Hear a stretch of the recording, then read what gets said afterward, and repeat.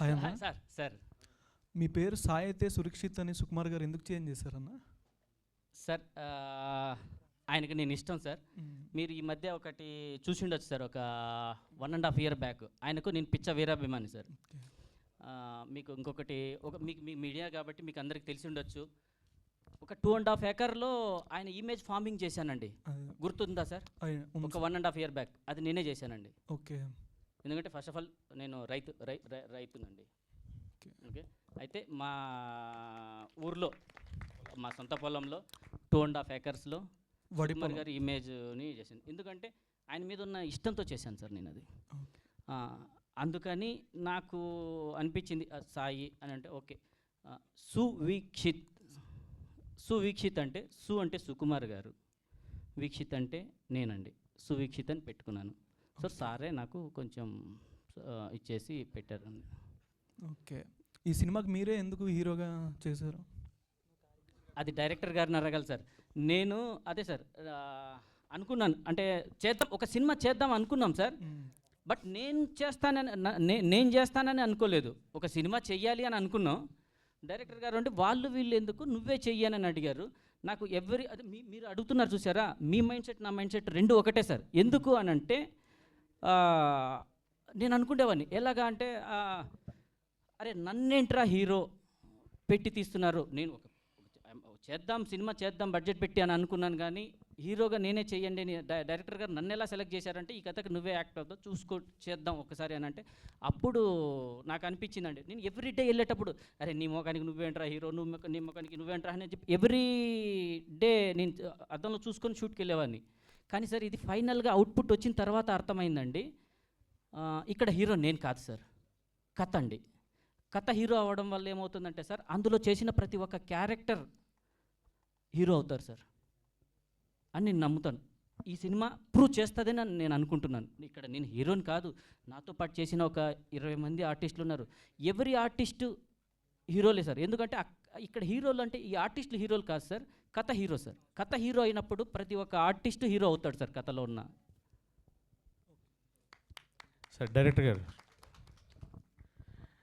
90s మీద చాలా సినిమాలు వచ్చేసి ఉన్నాయి ఇప్పటివరకు, అండ్ చాలామంది అప్పుడున్న చాలా విషయాలని చూపించారు, అంటే మిస్ అయిన డేస్ని అవి చాలా చూసాం. దీంట్లో మీరు అందులో చూపించినవి కాకుండా కొత్తగా ఏమైనా చూపిస్తున్నారా 90s సంబంధించి? అంటే చాలా మిస్ అయిన ఉన్నాయి, ఇంకా ఎన్ని చూపించినా కూడా ఇంకా అప్పటికి మనకి చాలా మిస్ అయిన ఉన్నాయి. మీరేమన్నా కొత్తగా ఏమైనా చూపిస్తున్నారా? ఆ మిస్ అయిన వాటిలో నుంచి కొంత చూపిస్తున్నాం అండి. ఒక మంచి ఎమోషన్ ఉంటుంది దీంట్లో. సో ఆ ఎమోషన్ ఏంటి అనేది మనం థియేటర్లో ఫీల్ అవుతాం డెఫినెట్గా. సో చూసి వెళ్తున్నప్పుడు కంపల్సరీ ప్రతి ఒక్కళ్ళకి ఆ 90sని మళ్ళీ గుర్తు చేస్తూ వాళ్ళు ఆ డేస్కి వెళ్ళి వాళ్ళ ఫీల్ని, అంటే అప్పుడు ఎక్స్ప్రెస్ కానీ చాలా ఎమోషన్స్ ఉంటాయి ఇంటర్నల్గా. సో అవన్నీ కూడా వాళ్ళు ఒకసారి ఊహించుకుని ఆ సాటిస్ఫాక్షన్తో మళ్ళీ ఇంటికి వెళ్ళే ఒక హ్యాపీగా ఇంటికి వెళ్ళేటువంటి ఒక సిచ్యువేషన్ క్రియేట్ అవుతుంది. సో దాన్ని బిలీవ్ చేసే మేము ముందుకు వెళ్ళడం జరిగింది ఈ ప్రాజెక్ట్. సురేష్ గారు సార్, ఇక్కడ సార్ మీరు ఆ జనరేషన్లో చూసున్నారు చిన్నప్పటి నుంచి అన్నీ కూడా. సో ఇప్పుడు ఈ సినిమాతో మళ్ళీ ఆ డేస్కి వెనక్కి వెళ్తున్నప్పుడు మీకు గుర్తొచ్చిన మెమరీస్ ఏమన్నా ఉన్నాయా అప్పుడు జరిగిన వాటిల్లో? లాట్ ఆఫ్ చాలా మెమరీస్ నాకు నిజంగా. టీవీతో అదే చెప్తాను కదా, ఎంత మెమరీ ఉంటే నేను బస్ ఎక్కి హైదరాబాద్ టీవీలో పనిచేయడానికి వచ్చేస్తాను. ఎందుకంటే కాలేజ్ డేస్లో అదొక బ్యూటిఫుల్ ఎక్స్పీరియన్స్ అన్నమాట. ఆ టీవీ ఒకటి మన ఇంట్లో ఉంటుంది, మనం టీవీ కొనుక్కోలేని పరిస్థితులు, ఎవరో ఒకళ్ళ ఇంట్లో టీవీ ఉంటుంది. మన ఊర్లో మా ఊర్లో ఆంజనేయ స్వామి గుడి దగ్గర పైన చిన్న చెక్క కట్టి దాని మీద పెడితే అక్కడ అందరం ఆ రోజు కలిసేవాళ్ళం. అందరం కలిసి ఉన్న రోజులు అవి. అందరం కలిసేవాళ్ళం, ఒక చోట కూర్చునేవాళ్ళం. ఏమంటారు, అమ్మ ఇచ్చిన జంతికలు తింటా, నాన్న ఏదో మాట్లాడుతూ ఉంటే చెప్తా, అమ్మమ్మ ఏదో కథలు చెప్తూ ఉంటే, చిత్రలహరి టైంకి అందరం ఒక చోట ఉండేవాళ్ళు. ఇప్పుడు ఎక్కడ ఉంటున్నాం, అందరం ఇలా ఉంటున్నాం, ఇంతే కదా. నిజంగా చాలా ఎక్స్పీరియన్స్. నేను నిజంగా అందుకే నచ్చింది అంటున్నాను అండి. క్యారెక్టర్లో నేను ఆ వేషం చెప్పగానే తను చాలా హ్యాపీ ఫీల్ అయ్యాను. అబ్బా నాకు గొప్ప అవకాశం ఇచ్చాడు, చాలా మంచి వేషం, ఇంకేం వద్దండి, రెమ్యునరేషన్స్ ఇవి కాదు, మీరు ఎలా అంటే అలా చేద్దాం, ఈ వేషం నేను చెయ్యాలి, మెమరబుల్గా ఉంటుంది, గుర్తుండిపోతుందనే నిజంగా చేశాను.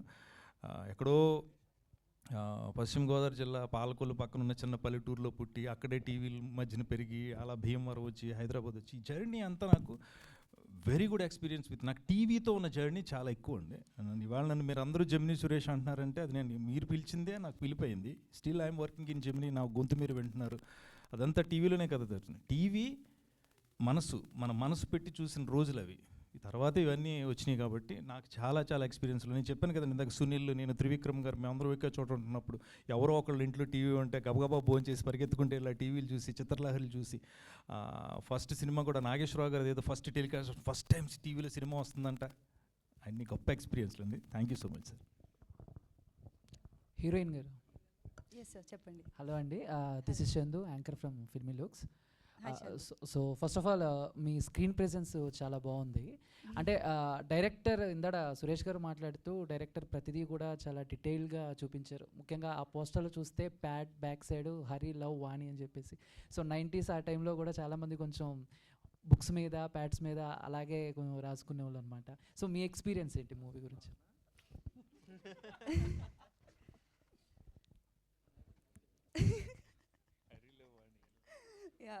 Hari love Vani. It's a cute love story.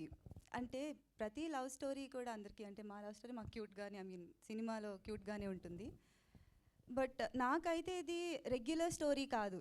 And నన్ను నేను రెగ్యులర్ వేలో అలా ఈ కాలంలో ఎవరు లంగావోణీలు వేసుకొని అలా ఎవరు లేము. అంటే నేను పుట్టిన దగ్గర నుంచి ఆ ట్రెండ్ లేదు. బట్ నాకు నేనే చాలా కొత్తగా, నాకు చాలా పర్సనలీ ఇష్టం వాణి క్యారెక్టర్. నేను మళ్ళీ అలాంటి క్యారెక్టర్ నాకు వస్తుందో లేదో తెలీదు. అండ్ కెమిస్ట్రీ అంతా అయితే మీరు ఆన్ స్క్రీనే చూడాలి, ఆ లవ్ కానీ. And it's a pure love story. Like చూడగానే కాదు, కొన్ని సంవత్సరాల నుంచి ఆ బాండ్ క్రియేట్ అయ్యి అట్ ద సేమ్ టైం ఒకరినొకళ్ళు చూసుకోవాలి అనేది కూడా వెయిట్ చేసి చూసుకోవాలి. ఆ చిత్రలహరి ఆ టైంలోనే అందరూ గ్యాదర్ అయిన టైంలోనే నేను తనని కలవగలుగుతాను తప్పితే ఇప్పటిలాగా హే బేబ్ వాట్సాప్ ఎక్కడున్నావు అని అడిగే సిచ్యువేషన్ లేదు కదా అప్పుడు. సో దట్స్ హౌ ఈ beautiful love story journey start అయింది. ఓకే, అంటే ఇందాక సురేష్ గారు చెప్పినట్టు 90sలో కొన్ని ఇన్సిడెంట్స్ చెప్పారు ఆయన. సో అలా మీకేమన్నా ఉందా? పుట్టకపోయినా సార్, మేము అప్పుడు పుట్టలేదు సార్, బట్ ఎండింగ్ వచ్చేసరికి ఏదో ఒక ఉంటుంది కదా మాకు లింక్. నాకు పంచతంత్రం చాలా ఇష్టం. సో అది అప్పుడు దూరదర్శన్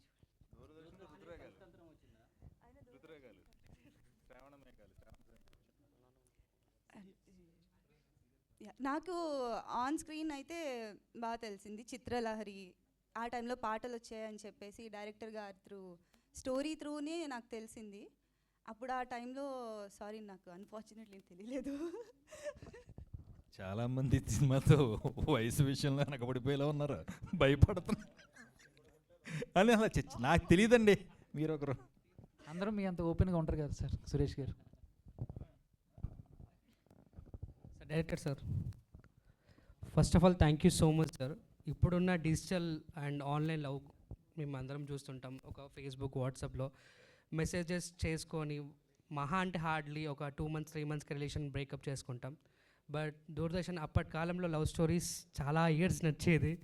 సో మీ ఇద్దరిని కలిపింది ఎక్కడ సార్, డైరెక్టర్ గారిని at the same time hero గారిని? ఒక కామన్ ఫ్రెండ్ ద్వారా మేము మీట్ అవ్వడం జరిగింది.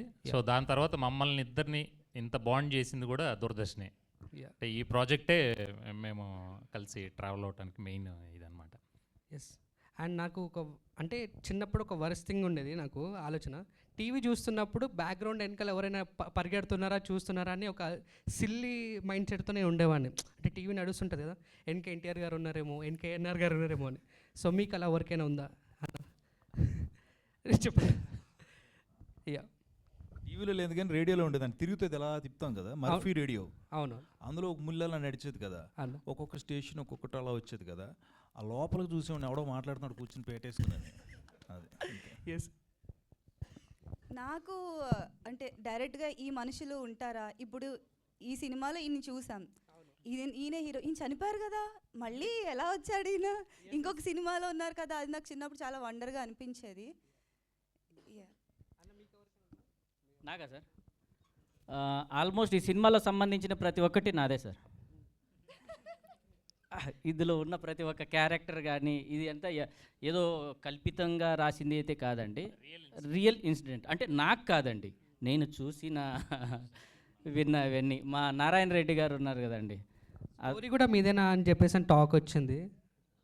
అంటే స్టోరీ అంటే నారాయణ రెడ్డి గారు అండి. స్టోరీ నాదే అంటే ఏంటంటే సార్, అంటే రియల్ లైఫ్లో జరిగిందేమో అని. అచ్చా కాదు సార్, అలానే అయిందా సార్? అట్లా ఏం కాదు సార్, అలా ఏం కాదు. కానీ చూశాను సార్, ఇప్పుడు టీవీ దగ్గర కూర్చొని, ఇప్పుడు ఇందాక లాస్ట్ షాట్లో చూశారు మీరు, టీవీ దగ్గర అందరూ కూర్చొని ఉంటే వీళ్ళిద్దరు అనేది, ఇలాంటి కొన్ని ఉన్నాయి. బట్ బయట కాదు కానీ లోపల ఉన్నాయి. ఆ టీవీ చూస్తున్నప్పుడు వాళ్ళందరూ ఒక పక్కన, ఇప్పుడు ఇందులో ఒక డైలాగ్ కూడా ఉంది, చెప్పొచ్చా చెప్పకూడదు తెలియదు డైరెక్టర్ గారు. సార్ విత్ యువర్ పర్మిషన్ చెప్పొచ్చు సార్, రివీల్ చేయొచ్చు. డైరెక్టర్ గారు చెప్తే చెప్పొచ్చు అండి. Yeah. యాక్చువల్గా ఉన్నాడు సార్, బాలరాజు ఉన్నాడు సార్. బాలరాజు అండ్ భద్రం గారు ఉన్నారు కదా, భద్రం గారు నేను టెన్షన్ పడుతుంటానండి ఈ అమ్మాయికి ఒక లవ్ లెటర్ ఇవ్వడానికి. అవును letter sir, not WhatsApp, not ఇది. యా. సో అలా భయపడుతూ ఉంటే వీడు చెప్తాడు, ఎవరంటే భద్రం చెప్తారు సార్, భద్రం, రే హరి ఇంకా ఎన్నాళ్ళరా అమ్మాయిని ఇలా చూస్తూ ఉంటావా, ఇంకా ఈసారైనా నువ్వు ప్రేమిస్తున్న విషయం చెప్పేరా అని అంటే, నాకు దడబొట్టి, రే లేదురా ఎక్కడ కలవాలో ఎలా తెలియాలో తెలియటం లేదు. అరే ఇవాళ శుక్రవారం చిత్రలహరి చూడడానికి టీవీ దగ్గరికి వాణి తప్పకుండా వస్తుంది, సరిగ్గా 7:10 కరెంటు పోద్దిగా, ఆ టైంలో తన చేతిలో లవ్ లెటర్ పెట్టే అంతే అని అంటాడు సార్. అనగానే ఈ పక్కన ఫ్రెండ్ వండుకొని, అవునవును రోయ్, మొన్న వారం కూడా కరెంటు పోతే చీకట్లో రాధకు ముద్దు పెట్టేసాను హే అంటాడు సార్. కానీ ఈ పక్కన భద్రం, నీ అబ్బా పెట్టింది రాధకు కాదురా నాకు, నువ్వు ఇంకా రాధ నాకు ముద్దు పెట్టింది అనుకో, నేను ఎంతో సంబరపడిపోయా, పెట్టింది నువ్వరా యదవా, ఇంకొకసారి చిత్రలహరి దగ్గరికి వచ్చి కనపడు నీ సంగతి చెప్తానని చెప్పేసి అన్నాడు సార్. సారీ సార్ మొత్తం చెప్పేశాను, చాలా ఉన్నాయి సార్, ఇదొక్కటి కాదు, ఇలాంటి అంటే ఇది రియల్గా జరిగినటి సార్. ఊర్లో నా ఫ్రెండ్ ఉండేవాడు అలాగే, వాడేంటి ఒక అమ్మాయికి ముద్దు పెట్టాడు సార్ అలాగా, రే చెప్పేస్తా ఊర్లో అందరికీ అంటే, వాడు పల్లికెళ్ళి నా చేతిలో పెట్టి ఈ తిని నువ్వు ఎవరికి చెప్పకరా అని చెప్పి ఇచ్చేవాడు సార్ నాకు అలాగా. అవును సార్, నా ఫ్రెండ్ కూడా ఉన్నాడు సార్ అలా. అలాంటివాడైనా ఉంటారు సార్ ప్రతి ఒక్కరు. అదే సార్ నేనేంటంటే నేను ఇందాకే చెప్పాను మీకు, నేనేంటంటే ఈ సినిమాలో చూసిన ప్రతి ఒక్కరు నా స్టోరీ తీసుకుపోయి వీడేంటి సినిమాలో పెట్టాడని అనుకునేలాగా చేసాం సార్ ఈ సినిమా అయితే పక్కా. డైరెక్టర్ గారు సార్, అంటే 90s జనరేషన్ వాళ్ళకి డెఫినెట్గా ఈ సినిమా చూడాలన్న ఎగ్జైట్మెంట్ డెఫినెట్గా ఉంటుంది. బట్ ఈ జనరేషన్స్ వాళ్ళకి చూడాలంటే అందులో ఎలిమెంట్స్ ఏమున్నాయి ఇప్పుడు ప్రజెంట్ జనరేషన్ 20 జనరేషన్లో? అదే ఎగ్జైట్మెంట్ అండి. ఈ జనరేషన్ వాళ్ళకి అప్పుడు ఎలా ఉన్నింది, సో అప్పుడు దూరదర్శన్ ఎలా ఉన్నింది, అప్పుడు ఎలా కలిసేవాళ్ళు, అప్పుడు ఆ టైంలో ఉన్న ఎమోషన్స్ ఏంటి, అందరూ ఎలా ఫీల్ అయ్యేవారు. ఒక ఫ్రైడే వస్తుందంటే ఫ్రైడే కోసం మండే నుంచి ఫ్రైడే వరకు వెయిట్ చేసేవాళ్ళు, మళ్ళీ ఫ్రైడే కోసం.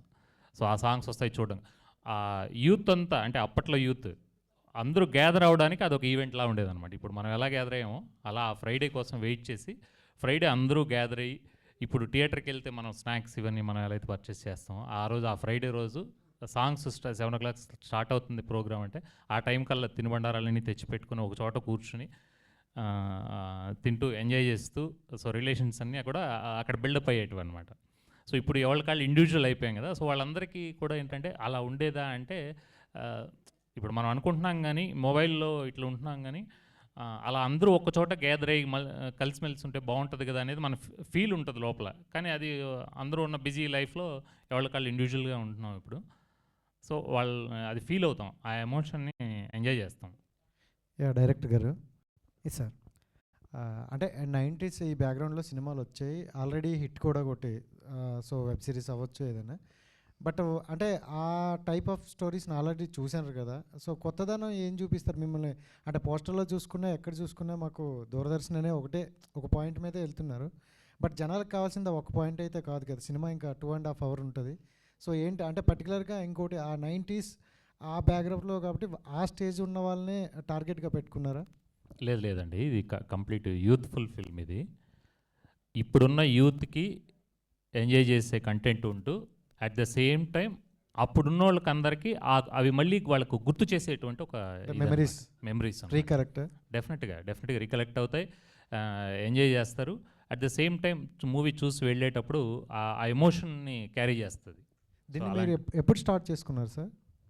ఎప్పుడు స్టార్ట్ చేశారంటే ఇది మొత్తం స్టోరీ అవ్వచ్చు ఈ ప్రాజెక్ట్? ఇది యాక్చువల్లీ ఏంటంటే స్క్రిప్ట్ స్టేజ్ ఒక 3-4 years నుంచి జరుగుతుందండి.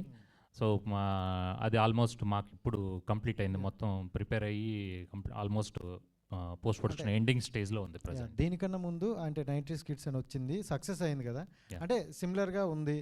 సో ఈ ప్రాజెక్ట్ కన్నా ముందు వచ్చేయడం వల్ల మీకు అనిపించిందా దానికన్నా ముందు రిలీజ్ అయితే మనకు ఒక గుడ్ ఉందనేమో అని? లేదు అలా రావడం అనేది మాకు గుడ్ సైన్. అది అంటే అలాంటి ప్రాజెక్టులు అన్నీ కూడా సక్సెస్ అయినాయి. సో అంటే ఆడియన్స్ యాక్సెప్ట్ చేస్తున్నారు, అలాంటి ఒక ఓల్డ్ ఆ ప్యాటర్న్ చూడడానికి ఆడియన్స్ యాక్సెప్ట్ చేస్తున్నారు అనేది మనకు క్లారిటీ వచ్చింది. అదే హోప్ అనమాట. ఇప్పుడు కూడా మనం కూడా ఏంటంటే ఇప్పుడున్న అంటే విజువల్ దీని మీద వెళ్తుంది ఇప్పుడు ఇండస్ట్రీ, బిగ్ మూవీస్ అన్నీ కూడా విజువల్ పైన వెళ్తుంది.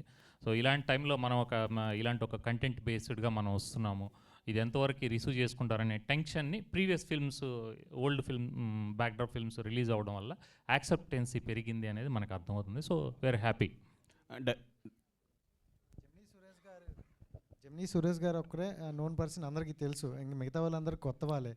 అది కొత్త వాళ్ళతో వెళ్తున్నప్పుడు కొంచెం డేర్ స్టెప్ అనుకోవచ్చు, అంటే యాక్సెప్ట్ చేస్తారు అనుకుంటారా మరి? అదే అండి, అది కొత్త వాళ్ళు చేస్తున్నప్పుడు వీళ్ళందరికీ కూడా ఏంటంటే కెమెరా పైన రిహార్సల్స్ జరిగాయి వీళ్ళకి ఆల్మోస్ట్. సో అందువల్ల ఏంటంటే వీళ్ళకి కెమెరా ఫియర్ పోయేసి కొంచెం పెర్ఫార్మెన్స్ ఇది వచ్చింది. సో మనం స్క్రీన్ మీద చూసేటప్పుడు మనం ఎమోషన్ని తీసుకెళ్తాం, కానీ వీళ్ళు ఎవరు కనపడరు. అక్కడ ఇతను ఎలా ఉన్నాడు, తను అలా ఉంది, సార్ అలా ఉన్నారు కదా. సో స్క్రీన్ పైన వీళ్ళు ఎవరు కూడా కనపడరు, అక్కడ మొత్తం క్యారెక్టర్సే మిమ్మల్ని తీసుకెళ్తాయి. ఆ ఎమోషన్ ఉంటుంది మూవీలో. సో దానికి ఆర్ఆర్ కానీ ఇవన్నీ కూడా ప్లస్ అయింది కాబట్టి మనకి క్యారెక్టర్సే గుర్తుంటాయి తప్ప వీళ్ళెవరు కూడా మనకి వీక్షిత్ కానీ గీత కానీ ఎవరు ఈ క్యారెక్టర్స్ ఏవి గుర్తుండవు ఆ టైంకి. వీళ్ళు కొత్త పాత అనే ఆ ఐడియానే ఉండదు. మేబీ థియేటర్కి వచ్చేటప్పుడు మీకు ఆ ఫీల్ ఉండొచ్చు, వెళ్ళేటప్పుడు ఆ ఫీల్ ఉండదు డెఫినెట్గా. Thank you. డైరెక్టర్ గారు ఇక్కడే సార్ టీవీని కూడా ఒక క్యారెక్టర్గా పెట్టుకుని మీరు స్టోరీ రాసుకున్నందుకు హ్యాట్స్ ఆఫ్ అండి. సో మీరు చూస్తున్న మీ టీజర్ కానీ మీ టీం మాట్లాడిన మాటలను కానీ పెట్టి చూస్తే ఇది ఒక లవ్ స్టోరీ అనిపిస్తుంది. ఈ లవ్ స్టోరీకి దూరదర్శిని అనే టైటిల్ ఎంతవరకు జస్టిఫికేషను, టైటిల్ పెట్టడానికి గల కారణం? మెయిన్ అదే కదండి, ఇంతకుముందు మా హీరోయిన్ గారు కూడా చెప్పారు కదా. అలా ఏంటంటే ఆ పీరియడ్లో ఆ వీక్ అంతా కూడా ఏంటంటే మనం ఫ్రైడే కోసం వెయిట్ చేసేవాళ్ళం. చిత్రలహరి అనే ఒక ప్రోగ్రామ్ కోసం వెయిట్ చేసేవాళ్ళం. వీళ్ళు స్కూల్కి వెళ్ళేవాళ్ళైనా, కాలేజ్కి వెళ్ళేవాళ్ళైనా, ఆఫీస్కి వెళ్ళేవాళ్ళైనా, చుట్టాలు వచ్చినా వీళ్ళకి ఒక గ్యాదరింగ్ పాయింట్ అనమాట అక్కడ. అంటే తెలియని వాళ్ళు తెలిసిన వాళ్ళు అందరూ పరిచయం అయ్యేది, కనెక్ట్ అయ్యేది అక్కడే అనమాట. సో ఆ కనెక్టింగ్ పైన ఎమోషను. సో అది కొత్తగా ఉంటుంది అని మేము ఫీల్ అయ్యాము. సో అదే అది కంప్లీట్గా స్క్రీన్ మీద ఫుల్ ఫ్లెడ్జ్డ్గా ఏ విధంగా జస్టిఫై అవుతుంది అనేది మీరు ఫుల్ ఫిల్మ్ చూడాలి. Thank you bro. హీరో గారు. హాయ్ అండి, this is Rani from Telugu 70mm. Madam 90s అంటే ఇక్కడ ఉన్న ప్రతి ఒక్కరికి కొన్ని నాస్టాలజిక్ మూమెంట్స్ ఉంటాయి. సో ఈ సినిమా చూసేటప్పుడు మీకు అలాంటి మూమెంట్స్ ఏమైనా గుర్తొచ్చాయా? ఒకటని కాదు మేడం, చాలా సీన్స్ అన్నీ చాలా జెన్యున్గా అంటే ప్రతి ఒక్కటి మనం చేసినట్లు లాగానే ఉంది మేడం. నేను అనుభవించిన దీనిలాగానే ఉంటుంది ప్రతి ఒక్క సీన్ కూడా. నేను అనుభవించిన ఒక జ్ఞాపకాన్ని సినిమాలో యాక్ట్ చేసినట్టు అయిందండి మేడం, అంతే. Thank you madam. తను గీతిక ఏదో చెప్పాలనుకుంటున్నారా? చెప్పండి. ఆ టీజర్లోనే చూడొచ్చు మీరు, ఒంగుడు దూకుడు ఆడతారు అదేనా ఆ ఆట. అలాంటి ఆటలు చాలా ఆడుకున్నారు వీళ్ళు నా వెనకాల తిరుగుతూ. సో ఇలాంటి మూమెంట్స్ చాలానే ఉన్నాయి. ఏది సెట్స్లోనా లేకపోతే ఆన్ స్క్రీన్ సినిమా? Okay, thank you so much to all our media friends for this wonderful interaction. So Doordarshini already అందరి అటెన్షన్ని గ్రాప్ చేసేసింది అని చెప్పాలి. Title teaser is very very interesting, impressive. So మిగతా కంటెంట్ కోసం మేము ఎదురు చూస్తూ ఉంటాము. Thank you so much Suveekshith గారు, కార్తికేయ గారు, సురేష్ గారు. తప్పకుండా తొందరలో కలుద్దాం మళ్ళీ. Of course. Thank you so much everybody. RP sir, thank you, very very special thanks to you for making this event more special. Thank you so much. Thank you Manjusha, thank you so much.